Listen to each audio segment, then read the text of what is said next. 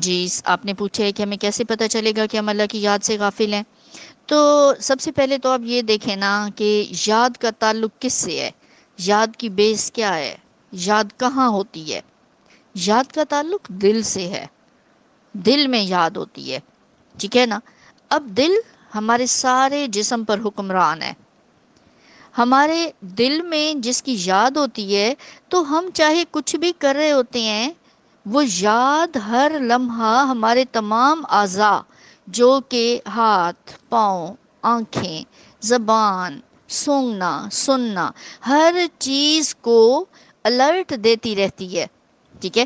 کہ جس کی یاد سے دل آباد ہے، اس کی رضا اور خوشی میں ہی اپنا کام کرنا ہے، ٹھیک ہے؟ کیونکہ دل حکمران ہے، اب اس پر جس کی حکومت ہے، آرڈر اسی کا چلے گا۔ اب اگر دل اللہ کی یاد سے آباد ہے تو آرڈر اسی کا چلے گا۔ اب آرڈر دل یہی دے گا کہ اللہ کی مرضی اور خوشی کے مطابق کرنا ہے سارا کچھ۔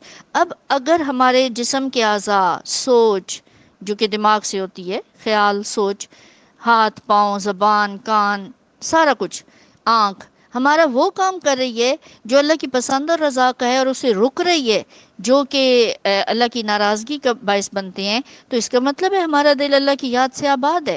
کیونکہ ہمیں یاد رہتا ہے کچھ غلط کام کرتے ہوئے ہم رک جاتے ہیں، اور ہمیں کچھ اچھا کام کرتے ہوئے اس کو اور اچھا کرنا یاد رہتا ہے، اور ہم خوش ہو جاتے ہیں، تو اس کا مطلب ہے کہ دل اللہ کی یاد سے آباد ہے، ٹھیک ہے؟ اور اگر یہ کچھ نہیں ہو رہا تو اس کا مطلب ہے کہ ہم غفلت میں زندگی گزار رہے ہیں۔